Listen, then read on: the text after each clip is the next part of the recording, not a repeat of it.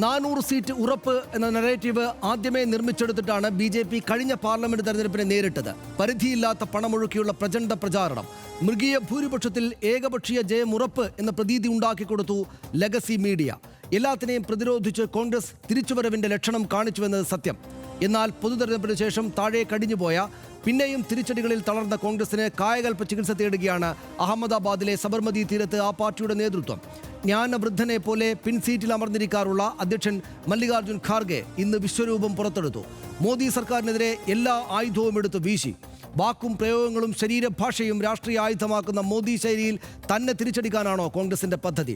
സംഘപരിവാർ രാഷ്ട്രീയത്തിനെതിരായ പോരാട്ടം ദളിത് ന്യൂനപക്ഷങ്ങളെ ഒപ്പം നിർത്തി വേണമെന്ന രാഷ്ട്രീയ ലൈനാണ് AICC അഹമ്മദാബാദ് സമ്മേളനം അംഗീകരിച്ചത്. ആദ്യം RDX റാപ്പ് കാണാം 59 സെക്കൻഡിൽ.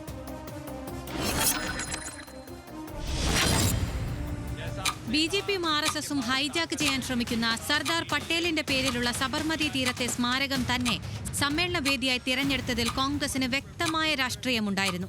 DCCകൾക്ക് കൂടുതൽ അധികാരം, AICCയുടെ നേരിട്ടുള്ള നിയന്ത്രണം എന്നിങ്ങനെ ഗുജറാത്തിൽ നിന്ന് പുത്തൻ ശൈലിയുടെ രാഷ്ട്രീയ പരീക്ഷണം തുടങ്ങാനാണ് പദ്ധതി. ഗുജറാത്തിലെ റൂട്ട് മാപ്പ് എങ്ങനെയാകണമെന്നതിനായി മാത്രം ഒരു രാഷ്ട്രീയ പ്രമേയം സമ്മേളനം അംഗീകരിച്ചു. ഗുജറാത്തിലെ പരീക്ഷണം വിജയിച്ചാൽ എല്ലാ PCCകളിലേക്കും വ്യാപിപ്പിക്കും.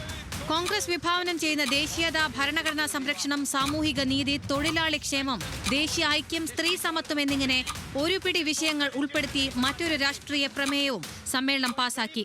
മോദി ഭരണകൂടം ഭരണഘടനാ മൂല്യങ്ങളെ വെല്ലുവിളിക്കുന്നു, രാജ്യത്തെ വിറ്റുതുലയ്ക്കുന്നു, ഖാർഗെ ആഞ്ഞടിച്ചു. കൈവിട്ടുപോയ പിന്നാക്ക ദളിത് ന്യൂനപക്ഷ വോട്ടുകൾ തിരികെ പിടിച്ചുകൊണ്ടേ BJPയെ നേരിടാനാകൂ എന്ന രാഹുലിന്റെ നയം കോൺഗ്രസ് അഹമ്മദാബാദിൽ അംഗീകരിച്ചു. RDX rap news Malayalam.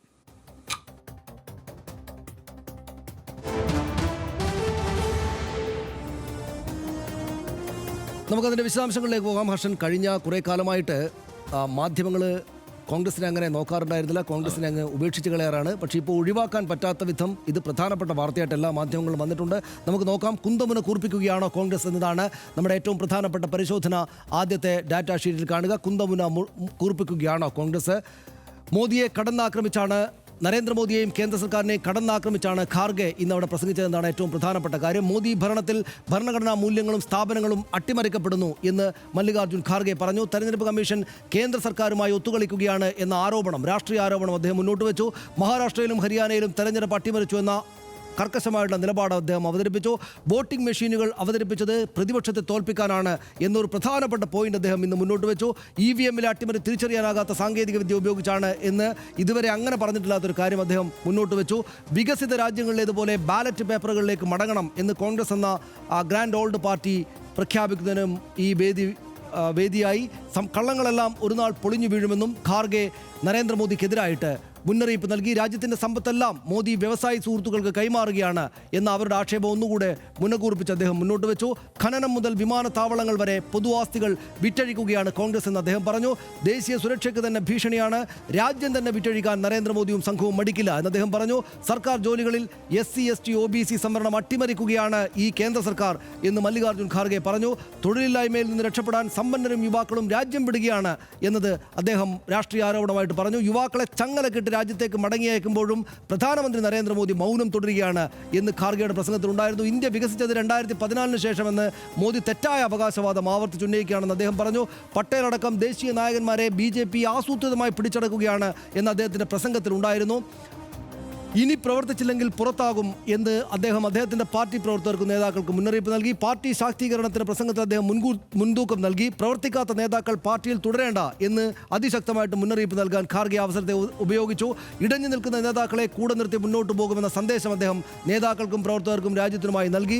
Sasi Tharoor, Sachin Pilot എന്നിവർക്ക് സമ്മേളനത്തിൽ പ്രത്യേക പരിഗണന തന്നെ ഉണ്ടായി എന്നത് ആളുകൾ ശ്രദ്ധിച്ചു. ഇരു നേതാക്കളെയും പ്രമേയാവതരണത്തിനും പ്രസംഗത്തിനും ആദ്യം തന്നെ ക്ഷണിച്ച് അദ്ദേഹം സന്ദേശം വ്യക്തമാക്കി. കോൺഗ്രസ് വള്ളത്തോൾ കവിത ചൊല്ലിയാണ് കേരള ഘടകത്തിന് സന്ദേശം നൽകിയത് ശശി തരൂർ. സാമൂഹിക നീതി കോൺഗ്രസിൻ്റെ ആശയാടിസ്ഥാനമെന്ന് കരട് രാഷ്ട്രീയ പ്രമേയം AICC സമ്മേളനം മുന്നോട്ട് വെച്ചു. പിന്നാക്ക ദളിത് ന്യൂനപക്ഷ വോട്ടുകൾ തിരികെ പിടിക്കാൻ രാഹുൽ ഗാന്ധിയുടെ ആഹ്വാനവും ഈ വേദിയിലുണ്ടായി. സബർമതി തീരത്ത് മുന്നാക്ക വിഭാഗത്തിൽ മുഴുവൻ പേരും ഒരു കാലത്തും കോൺഗ്രസിനൊപ്പം ഉണ്ടായിരുന്നില്ല എന്ന് രാഹുൽ ഗാന്ധി എല്ലാവരെയും ഓർമ്മിപ്പിച്ചു. വഖഫിലൂടെ മുസ്ലിങ്ങൾക്കെതിരെ തുടങ്ങിയ ആക്രമണം ഇനി ക്രിസ്ത്യാനികളിലേക്ക് എത്തും എന്ന രാഷ്ട്രീയ നിലപാട് കൂടെ രാഹുൽ ഗാന്ധി അതിശക്തമായിട്ട് മുന്നോട്ട് വെച്ചു. ജാതി സെൻസസ് വേണം എന്നതാണ് മറ്റൊരു പ്രധാനപ്പെട്ട കാര്യം. ജാതി സെൻസസ് നടപ്പാക്കാൻ കേന്ദ്രം തയ്യാറാകണമെന്ന് അതിശക്തമായിട്ട് സബർമതി തീരത്തെ ഈ സമ്മേളനം ആവശ്യപ്പെട്ടു. അനുച്ഛേദം 15(4) ഭരണഘടനയിൽ ഉൾപ്പെടുത്തി സംവരണം നടപ്പാക്കിയത് ചൂണ്ടിക്കാട്ടപ്പെട്ടു. അവിടെ 1993 മണ്ഡൽ കമ്മീഷൻ റിപ്പോർട്ട് നടപ്പാക്കിയത് കോൺഗ്രസ് ആണ് എന്ന് അവർ അവകാശപ്പെട്ടു. നെഹ്റു തുടങ്ങിവെച്ച പ്രയാണം അധ്യക്ഷൻ മല്ലികാർജ്ജുൻ ഖാർഗെ ഏറ്റെടുക്കുമെന്ന് AICC സമ്മേളനം പ്രഖ്യാപിച്ചു. കസേര വിവാദവുമായാണ് BJP ദുർബല പ്രതിരോധമുയർത്താൻ നോക്കിയത്. AICC സമ്മേളന പ്രാർത്ഥനാ യോഗത്തിലെ ദൃശ്യങ്ങൾ BJP ഒഫീഷ്യലായിട്ട് തന്നെയും പങ്കുവച്ചു. രാഹുലിന് മറുപടിയുമായിട്ട് BJP IT സെൽ മേധാവി അമിത് മാളവ്യ എക്സ് പോസ്റ്റ് എഴുതി. ഈ വിഷയത്തിൽ കോൺഗ്രസ് സമ്മേളനത്തിൽ ജാതി വിവേചനം എന്ന ആരോപണമാണ് ദുർബലമാണ് പക്ഷേ ഉന്നയിച്ചത്. BJP ഖാർഗെയെ ഒരു വശത്തെ കസേരയിൽ ഇരുത്തിയത് കോൺഗ്രസിൻ്റെ ദളിത് വിരുദ്ധതയാണ് എന്ന ആക്ഷേപമാണ് അവർ മുന്നോട്ട് വെച്ചത്. ഖാർഗെ പ്രായമുള്ളയാളല്ലേ, അധ്യക്ഷനെ നടുക്കിരുത്തിക്കൂടെ എന്ന് അമിത് മാളവ്യ എക്സ്പോസ്റ്റിലൂടെ ചോദിച്ചു. മറുപടി രാജസ്ഥാനിലെ രാമക്ഷേത്ര വിവാദത്തിലെ രാഹുലിൻ്റെ വിമർശനത്തിനാണ് വന്നത്. ജാതി വിവേചന വിവാദത്തിൽ ഔദ്യോഗിക പ്രതികരണം കോൺഗ്രസ് പുറത്തിറക്കിയിട്ടില്ല. പക്ഷേ കോൺഗ്രസിൻ്റെ ചില എക്സ് ഹാൻഡിലുകളൊക്കെ കാര്യങ്ങൾ പറഞ്ഞിട്ടുണ്ട്. മുട്ടുവേദനയുള്ള ഖാർഗെക്ക് നൽകിയ സൗകര്യമാണെന്നാണ് അനുയായികളുടെ മറുപടി. എക്സിലും മറ്റ് സോഷ്യൽ മീഡിയ ഹാൻഡിലുകളിലൊക്കെ വന്നത്. മുട്ടുവേദനയുള്ളത് കൊണ്ടാണ് ഖാർഗെക്ക് പ്രത്യേകമായ ഒരു കസേര കൊടുത്തത്. അത് അമിത് മാളവ്യയും BJPയും പറയുന്നത് പോലെ ജാതി ആക്ഷേപമല്ല, അദ്ദേഹത്തെ അങ്ങനെ അപമാനിച്ചതല്ല എന്നാണ് കോൺഗ്രസിൻ്റെ അണികൾ പറയുന്നത്. ഹർഷൻ, ഇതിപ്പോൾ ഞാൻ നേരത്തെ തുടക്കത്തിൽ നമ്മൾ പറഞ്ഞതുപോലെ ദേശീയ മാധ്യമങ്ങൾക്ക് നേരത്തെ കണ്ടില്ലെന്നടിച്ച് കോൺഗ്രസിനെ തള്ളി സൈഡിലാക്കിയെന്ന് ദേശീയ മാധ്യമങ്ങൾക്ക് കാണാതിരിക്കാൻ പറ്റാത്ത വിധം സ്ട്രോങ് ആയി കോൺഗ്രസ് എന്ന തോന്നലല്ലേ ഉണ്ടാക്കുക? തീർച്ചയായും അത് ശക്തമായ ഒരു തിരിച്ചുവരവ് നടത്താൻ കോൺഗ്രസ് തയ്യാറെടുക്കുന്നു എന്ന പ്രതീതിയൊക്കെ സൃഷ്ടിക്കാം. പക്ഷേ ചില വിമർശനങ്ങളുമുണ്ട്. അതിൽ അവസാനം പറഞ്ഞതിൽ നിന്ന് തുടങ്ങാം. ഇപ്പോൾ ഈ അമിത് മാളവ്യയൊന്നും ആരും മുഖവിലേക്ക് എടുക്കേണ്ടതില്ല. കാരണം ഏറ്റവും അധികം എക്സ്പോസ്റ്റുകൾ, കാര്യംപുള്ളി വക്താവൊക്കെ ആണെങ്കിലും ഈ ട്വീറ്റുകളും എക്സ്പോസ്റ്റുകളും ഒക്കെ ഒരു ഉത്തരവാദിത്വവും ഇല്ലാതെ തട്ടിവിടുന്ന ആളാണ്. ഇപ്പോൾ മല്ലികാർജ്ജുൻ ഖാർഗെയ്ക്ക് അവിടെ ആ കസേരയിലിരുന്ന മല്ലികാർജ്ജുൻ ഖാർഗെയാണ് ഏറ്റവും ഊർജ്ജസ്വലനായി ഞാൻ അവിടെ കണ്ടത് ആ ദൃശ്യത്തിൽ. കാരണം സനീഷിന് ഓർമ്മയുണ്ടാവുമല്ലോ, എപ്പോൾ ഈ AICC സമ്മേളനം നടന്നാലും കുറേ അലസന്മാരുടെ ഒരു സമ്മേളനം നടക്കുന്നു എന്ന് തോന്നാറുള്ളൂ. കാരണം കുറേ ഉരുളൻ തലയണ വെച്ചിട്ട് കിടന്നുകൊണ്ടൊരു സമ്മേളനം, ഒരു യോഗം. എപ്പോഴും ഈ കോൺഗ്രസിൻ്റെ യോഗങ്ങൾ, ഈ ദേശീയ തലത്തിലുള്ള യോഗങ്ങൾ നമുക്ക് എന്താണ് ഒട്ടും ഒരു ആവേശം പകരുന്ന യോഗമായി തോന്നാത്തത് പല കാലത്തും ഇവരിങ്ങനെ കിടന്നുകൊണ്ട് യോഗം ചേരുന്നത് കൊണ്ടായിരുന്നു. അതിനൊരു കുറച്ച് മാറ്റം ഈ അടുത്ത കാലത്ത് ഇപ്പോൾ ഈ ഖദർ എന്നുള്ളതിനോടുള്ള കടുത്ത പിടിവാശി ഒഴിവാക്കി മാറിയതുപോലെ, നമ്മുടെ ഇവിടെയൊക്കെ നേതാക്കൾ മാറിയതുപോലെ ഇത്തരം കാര്യങ്ങളിലും ചെറിയ മാറ്റം ഉണ്ടായിട്ടുണ്ട്. അവിടെയും ആ പ്രാർത്ഥനാ വേദിയിലും ഈ ഉരുളം തലയണയും ഈ മെത്തയും ഒക്കെ കണ്ടപ്പോൾ ഞാൻ വിചാരിച്ചത് ഇനി വീണ്ടും ഇവിടെയും വന്ന് കിടക്കാൻ പോവുകയാണോ എല്ലാവരും എന്നാണ്. പക്ഷേ അതിനപ്പുറത്ത് മല്ലികാർജ്ജുൻ ഖാർഗെ നല്ല ശരീരമുള്ള ഒരു മനുഷ്യനാണ്. അദ്ദേഹം നടക്കുമ്പോൾ തന്നെ നമുക്കറിയാം കുറച്ച് ബുദ്ധിമുട്ടി തന്നെയാണ് അദ്ദേഹം നടക്കുന്നത്. അദ്ദേഹത്തിന് ഇരിക്കാൻ തരക്കേടില്ലാത്ത ഒരു കസേര കൊടുത്തിട്ട് സൈഡിൽ ഇരുത്തിയത് ഈ നിലയ്ക്ക് ഒരു വിവാദമാക്കാൻ, ഇത്തരം ഒരു ദിവസത്തിൽ വിവാദമാക്കാൻ തീരുമാനിക്കുമ്പോൾ തന്നെ നമുക്കറിയാമല്ലോ ഈ പോയിന്റുകളെല്ലാം, അതായത് ഈ യോഗത്തിൽ AICC ഉയർത്തുന്ന ആരോപണങ്ങളെല്ലാം ചെല്ലേണ്ടിടത്ത് കൊള്ളേണ്ടിടത്ത് കൊള്ളുന്നുണ്ട് എന്നുള്ളത് മനസ്സിലാക്കാം. അതുകൊണ്ട് തന്നെയാണ് ഈ തരത്തിലുള്ള ദുർബലമായ ആരോപണങ്ങൾ ഉന്നയിച്ചുകൊണ്ട് അതിനെ പ്രതിരോധിക്കാൻ ശ്രമിക്കുന്നത്. ഞാൻ ഈ പോയിന്റിലേക്ക്, ഇവരുടെ ഈ യോഗവുമായി ബന്ധപ്പെട്ടുള്ള മറ്റു വിഷയങ്ങളിലേക്ക് വന്നാൽ, ഈ BJPയുടെ ഒരു ഏകീകൃത ഹിന്ദുത്വ എന്ന മുദ്രാവാക്യവുമായി മുന്നോട്ട് പോകാനാണ് അവർ ഈ ഘട്ടത്തിൽ ശ്രമിക്കുന്നത്. എല്ലാ സംസ്ഥാനങ്ങളിലും ആ തരം നീക്കമാണ് നടക്കുന്നത്. കഴിഞ്ഞ ദിവസം സനീഷ് പറഞ്ഞല്ലോ, ബംഗാളിലെ ലേഖനമൊക്കെ ചൂണ്ടിക്കാട്ടി സംസാരിച്ചിരുന്നല്ലോ. അതായത് ബംഗാളിലും അവർ ഏകീകൃത ഹിന്ദുത്വയുമായി മുന്നോട്ട് പോകാൻ ശ്രമിക്കുന്നത്. അതേ തന്ത്രമാണ് രാജ്യമെമ്പാടും അവർ പ്രയോഗിക്കുന്നത്. അതിനെ കുറെ കൂടി സാമൂഹ്യ നീതിയിൽ അധിഷ്ഠിതമായ ഒരു പൊളിറ്റിക്സ് വെച്ച് മറികടക്കാൻ ശ്രമിക്കുന്നു എന്നുള്ള വളരെ പോസിറ്റീവായുള്ള ഒരു സാഹചര്യം ഈ യോഗത്തിൽ ഉണ്ടായിട്ടുണ്ടെന്നാണ് ഞാൻ കരുതുന്നത്. പ്രത്യേകിച്ച് ജാതി സെൻസസ് ഉയർത്തുന്നു, ഇതൊക്കെ നേരത്തെയും പറഞ്ഞിട്ടുള്ള കാര്യങ്ങൾ തന്നെയാണ്. പക്ഷേ കുറെ കൂടി അഗ്രസീവായി ഈ പോയിന്റുകൾ ഉയർത്തുന്നു കോൺഗ്രസ് എന്നുള്ള കാര്യത്തിൽ സംശയമൊന്നുമില്ല. ജാതി സെൻസസ് അടക്കമുള്ള കാര്യങ്ങൾ മുന്നോട്ട് വയ്ക്കുന്നു. ഈ മുസ്ലിം എന്നോ സിഖ് എന്നോ ക്രിസ്ത്യാനി എന്നോ പറയാൻ മടിക്കേണ്ടതില്ല എന്ന് ഷാഫി പറമ്പിലിനടക്കമുള്ള ഉപദേശമായിട്ടാണല്ലോ രാഹുൽ ഗാന്ധി പറഞ്ഞിട്ടുണ്ടാവുക. അപ്പോൾ ആ നിലയ്ക്കുള്ള ഉപദേശങ്ങൾ കൊടുക്കുന്നു. ആ നിലയ്ക്ക് അഗ്രസീവായ ഒരു പൊളിറ്റിക്സിലേക്ക് വരുമ്പോൾ സ്വാഭാവികമായും ഈ പരമ്പരാഗതമായി കോൺഗ്രസ് ആഗ്രഹിച്ചിരുന്ന, ഇപ്പോൾ ഹിന്ദുത്വയുടെ ഫോട്ടോ കോപ്പിയായി ഒരു മൃദു ഹിന്ദുത്വം അവതരിപ്പിച്ചുകൊണ്ട് കുറേ വോട്ട് സമാഹരിക്കാം എന്നൊക്കെയുള്ള ചിന്തയ്ക്കപ്പുറത്തേക്കുള്ള ഒരു പ്രവൃത്തിയിലേക്ക് ഇവർ കടന്നിരിക്കുന്നു എന്ന് തോന്നുന്നു. ഇതൊക്കെ പറയുമ്പോൾ തന്നെ നമുക്ക് ഓർക്കണം, ഈ വഖഫ് ബില്ലിനെതിരെ ആഞ്ഞടിക്കുമ്പോൾ തന്നെ വഖഫ് ബില്ലിൻ്റെ ചർച്ചയിൽ രാഹുൽ ഗാന്ധി പങ്കെടുത്തില്ല എന്നുള്ള വിമർശനം നമ്മൾ ഉന്നയിച്ചതാണ്. ആ വിമർശനം അവിടെ നിൽക്കുകയാണ്. അതേ പ്രിയങ്ക ഗാന്ധി ആ ചർച്ചയിൽ പങ്കെടുത്തില്ല, വോട്ട് ചെയ്തില്ല എന്നുള്ള വിമർശനവും നമ്മൾ ഉന്നയിച്ചതാണ്. ആ വിമർശനമൊക്കെ നിൽക്കുമ്പോൾ തന്നെ ഇത്തരത്തിൽ വളരെ കൃത്യമായി ആ പൊളിറ്റിക്സ് പറയാൻ ഇവർ തയ്യാറെടുത്തിരിക്കുന്നു. RSS ക്രിസ്ത്യാനികളെ ഉന്നമിടുന്നു എന്നൊക്കെയുള്ള ആ കൃത്യമായ പരാമർശങ്ങൾ ഏത് തരത്തിലാവും തുടർന്നങ്ങോട്ടുള്ള ദിവസങ്ങളിൽ വിവാദങ്ങൾക്ക് വഴിവെക്കുക എന്നുള്ളതൊക്കെ നമ്മൾ കാത്തിരുന്നതാണ്. കേരളത്തെ സംബന്ധിച്ചിടത്തോളം ഇന്നത്തെ ഈ AICC യോഗം യഥാർത്ഥത്തിൽ എല്ലാവരും കണക്ക് കൂട്ടുന്നത് എന്താണ്, ഗുജറാത്തിൽ നിന്നുകൊണ്ട് അവരുടെ പരമ്പരാഗതമായ വേരുകളിലേക്ക് മടങ്ങിക്കൊണ്ട് അവരുടെ ലെഗസി തിരിച്ചു പിടിക്കാൻ മഹാത്മാഗാന്ധിയുടെയും സർദാർ പട്ടേലിൻ്റെയും ഒക്കെ ലെഗസി ഏറ്റെടുത്തുകൊണ്ട് മുന്നോട്ട് നീങ്ങാനുള്ള ഒരു പ്രവർത്തനമായി നമ്മളെല്ലാവരും കാണുന്നുണ്ടെങ്കിൽ അതിനപ്പുറത്ത് യഥാർത്ഥത്തിൽ എനിക്ക് തോന്നിയത് എന്താണെന്നറിയോ, ഇന്നത്തെ പ്രസംഗം മുഴുവൻ കേരളത്തിലെ കോൺഗ്രസ്സുകാർക്കുള്ളതുമാണ്, കേരളത്തിലെ ഇപ്പോഴത്തെ രാഷ്ട്രീയ സ്ഥിതിഗതികളുമായി ബന്ധപ്പെടുത്തി നേരിട്ടുള്ളതാണ്, കേരളത്തിലെ BJP ഇടപെടാൻ ശ്രമിക്കുന്ന സാഹചര്യങ്ങളെ കൃത്യമായി ഉന്നമിട്ടുള്ളതാണ് എന്ന് എനിക്ക് തോന്നിപ്പോകുന്നു. അതാണ് ഇതിനകത്ത് നേരത്തെ ഹർഷം പറഞ്ഞല്ലോ, വഖഫ് പ്രസംഗം പ്രിയങ്ക ഗാന്ധിയും രാഹുൽ ഗാന്ധിയും അവരുടെ അസാന്നിധ്യം ഉണ്ടായത്. അതിനെ ഞാൻ എതിർക്കുകയല്ല ചെയ്തത്, ഞാൻ സ്ട്രാറ്റജി ആണല്ലോ എന്ന് വിചാരിക്കുക ചെയ്തത്. എൻ്റെ ആ വിചാരം കൂടുക ചെയ്തിരിക്കുന്നത്. അതായത് സ്ട്രാറ്റജിക്കായിട്ട് കോൺഫിഡൻ്റ് ആയിട്ട് നീങ്ങുന്ന ഒരു രാഷ്ട്രീയ പാർട്ടിയായിട്ട് കോൺഗ്രസ് ദേശീയ തലത്തിൽ വല്ലാത്ത തോതിൽ വരുന്നു എന്നൊരു തോന്നലാണ് ഇത് മുഴുവൻ കണ്ടുകൊണ്ടിരിക്കുമ്പോൾ എനിക്ക് തോന്നുന്നത്. അതിലേറ്റവും പ്രധാനപ്പെട്ട കാര്യം ഹർഷൻ, ഈ പട്ടേൽ ലെഗസി തിരിച്ചു പിടിക്കുന്നതുമായി ബന്ധപ്പെട്ട്, അതായത് അവരുടെ ഗ്രൗണ്ടിൽ പോയി നിന്നിട്ട് അവരെ വെല്ലുവിളിക്കുന്ന വർത്തമാനങ്ങൾ പറയാൻ മാത്രം ശക്തി പ്രാപിച്ചിരിക്കുന്നു, ശക്തിമാനായിരിക്കുന്നു. മഹേഷിൻ്റെ പ്രതികാരത്തിലെ മഹേഷ് അവസാനം ചെരുപ്പ് പോയി വാങ്ങുന്നത് പോലെ കോൺഗ്രസ് സ്വന്തം ചെരുപ്പ് വാങ്ങാൻ വേണ്ടിയിട്ട്, തല്ലാൻ വേണ്ടിയിട്ട് കരാട്ടയൊക്കെ പഠിച്ചിട്ട് അങ്ങോട്ട് ചെല്ലുന്ന ഒരു തോന്നലാണ് യഥാർത്ഥത്തിൽ അത് രാഷ്ട്രീയം ശ്രദ്ധിക്കുന്ന ഒരാൾക്ക് ഉണ്ടാക്കുന്നത്. അത് ഈ പട്ടേലിൻ്റെ ലെഗസി തിരിച്ചു പിടിക്കുക എന്ന് വെച്ചാൽ വളരെ സ്ട്രോങ് ആയിട്ടുള്ള വാക്കുകളിലൂടെയാണ്. ഞങ്ങളുടെ പട്ടേൽ, ഞങ്ങളുടെ സർദാർ എന്ന് പറഞ്ഞിട്ടാണ് അവിടെ പ്രമേയം പാസ്സാക്കിയത്. അതായത് ഇവിടെ CPM-കാർ പറഞ്ഞിട്ട് കേരളത്തിൽ ഒരുപാട് ആളുകൾ കേട്ടിട്ടുണ്ട്. പക്ഷേ ഇവർക്ക് സ്വന്തമായിട്ട് സ്വാതന്ത്ര്യസമര സേനാനികൾ ഇല്ലാത്തത് കൊണ്ട് കോൺഗ്രസിൻ്റെ സ്വാതന്ത്ര്യസമര സേനാനികളെ ഇവർ സ്റ്റീൽ ചെയ്യാൻ ശ്രമിക്കുകയാണ്, മോഷ്ടിക്കാൻ ശ്രമിക്കുകയാണെന്നാണ് ഇന്ന് ഖാർഗെ അവിടെ പ്രസംഗിച്ചത്. ഈ പ്രമേയത്തിലും അതാണുള്ളത്. അതായത് ഞങ്ങളുടെ RSSനെ നിരോധിച്ച പട്ടേൽ, സർദാർ പട്ടേൽ ഞങ്ങളുടെ പട്ടേലാണ്. എന്നിട്ട് ആ പട്ടേലിനെ നിങ്ങൾ എടുക്കേണ്ടി വരുന്നത് നിങ്ങൾക്ക് നിങ്ങളുടെ സ്വന്തമായിട്ട് ഇത്തരത്തിലുള്ള അധികായന്മാരായിട്ടുള്ള നേതാക്കൾ ഇല്ലാത്തത് കൊണ്ടാണെന്ന് അതിശക്തമായിട്ട് തന്നെയും ഇവർ പ്രമേയത്തിലൂടെ പറഞ്ഞു.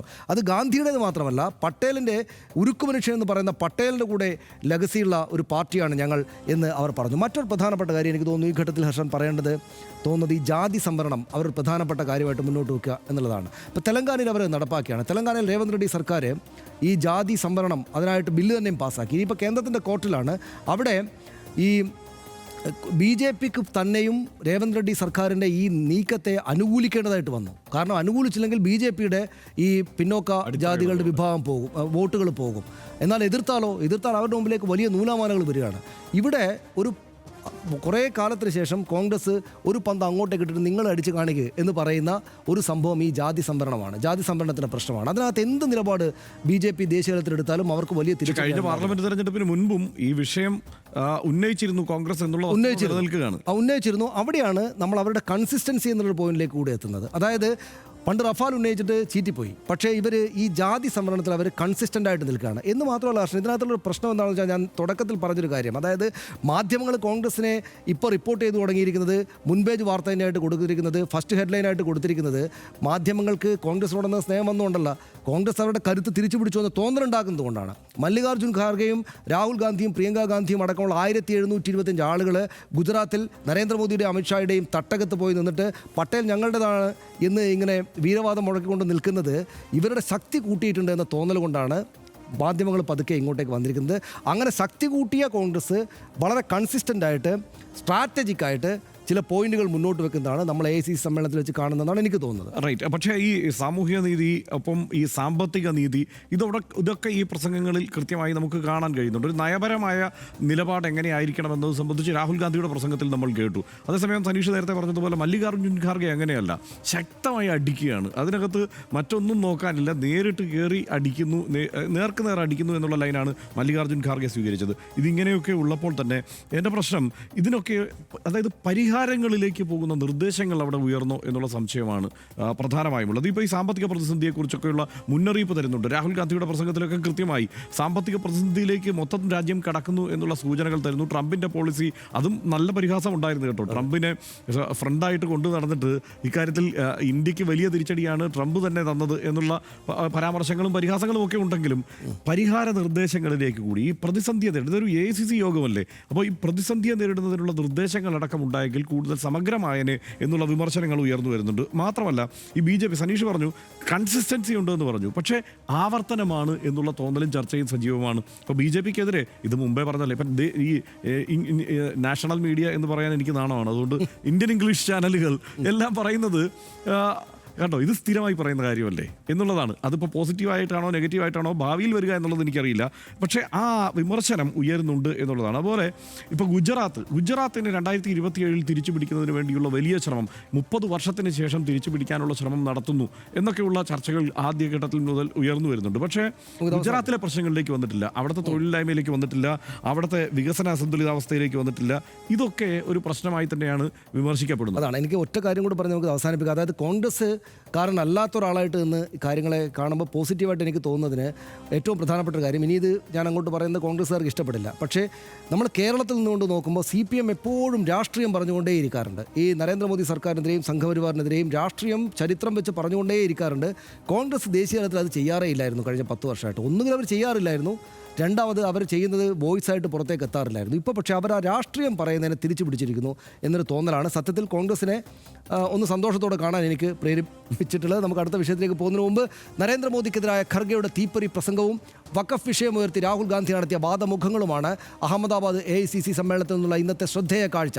DCCകളെ പുനഃസംഘടിപ്പിച്ചും ശാക്തീകരിച്ചുമുള്ള മാർഗരേഖയാണ് സംഘടനാ ജനറൽ സെക്രട്ടറി KC വേണുഗോപാൽ പ്രഖ്യാപിച്ചത്. എന്നാൽ ഇതൊക്കെ മതിയാകുമോ ഗ്രാൻഡ് ഓൾഡ് പാർട്ടിയുടെ തിരിച്ചുവരവിന് എന്നതാണ് നിർണായക ചോദ്യം. ഉദയ്പൂർ ചിന്തൻ ശിബിറിലെ പ്രഖ്യാപനങ്ങൾ എത്രത്തോളം നടപ്പായി എന്നതിൽ കോൺഗ്രസ് ആത്മപരിശോധന നടത്തണം.